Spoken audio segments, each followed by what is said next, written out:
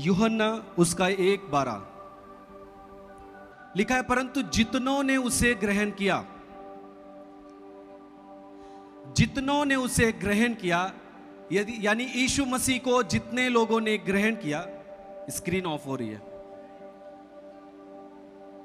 लिखा है परंतु जितनों ने उसे ग्रहण किया उसने उन्हें परमेश्वर की संतान होने का अधिकार दिया, अर्थात उन्हें जो उसके नाम पर विश्वास करते हैं। बोले आमीन।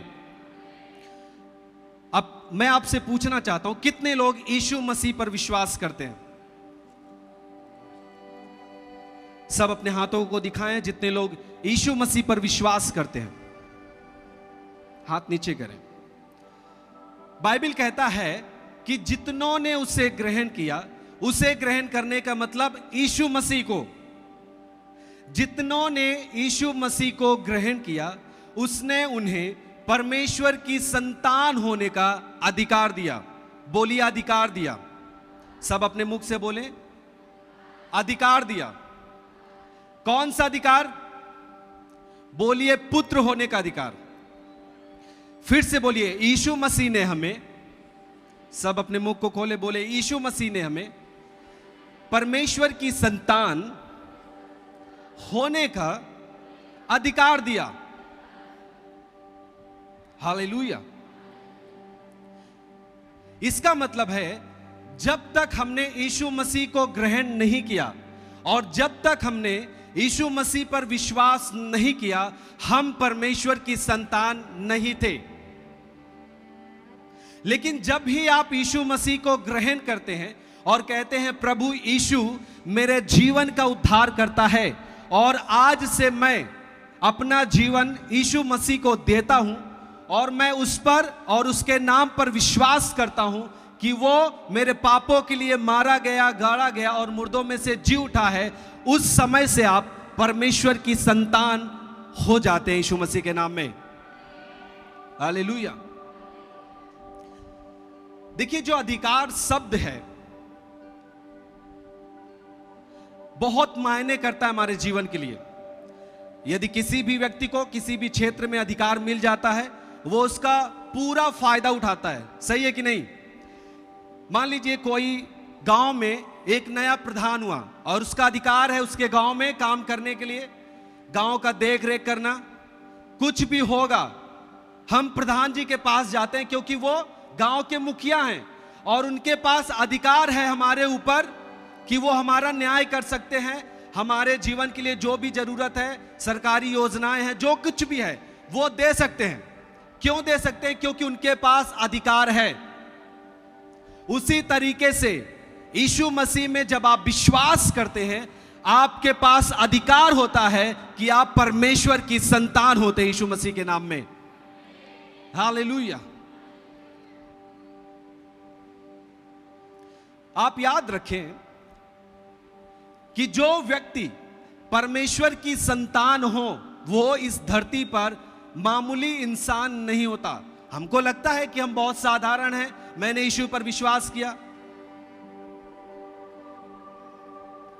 आपको केवल लगता है, कुछ लोग ऐसे कहते हैं यीशु बाबा हैं।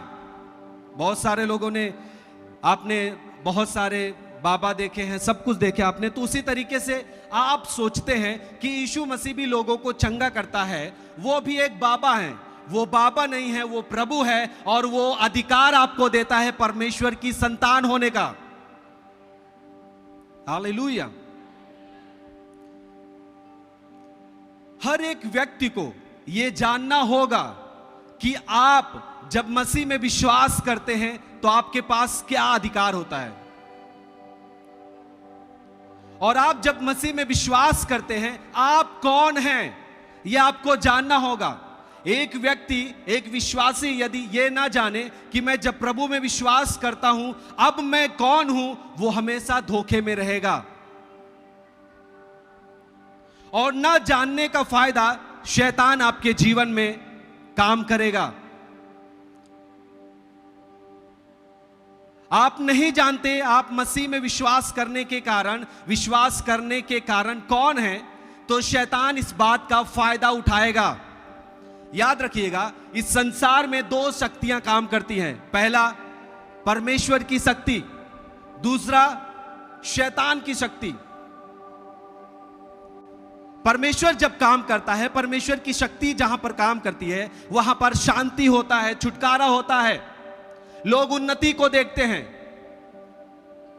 लेकिन जहां पर शैतान का काम होता है, लोग अपने जीवन में अपने परिवार को बिखरता हुआ देखते हैं, अपने परिवार को नाश होता हुआ देखते हैं।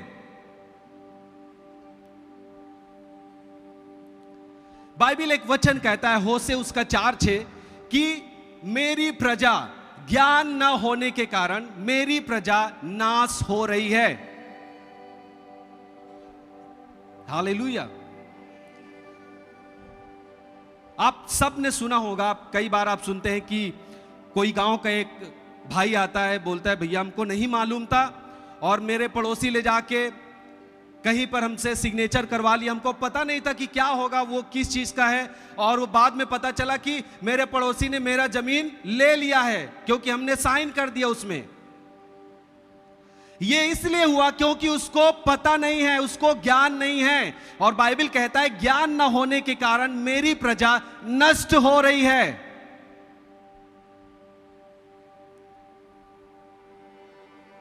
कई बार होता है, बोलते कोई लोग बोलते भैया हम वहां पे गए, उस काम के लिए गए, परंतु हो नहीं पाया, वो पैसा मांग रहे थे। लेकिन जिसको पता होता है वो बोलता है अरे भाई आपको उसके बगल वाले काउंटर पे यदि जाते तो वहां पे हो जाता, आसानी से होता है।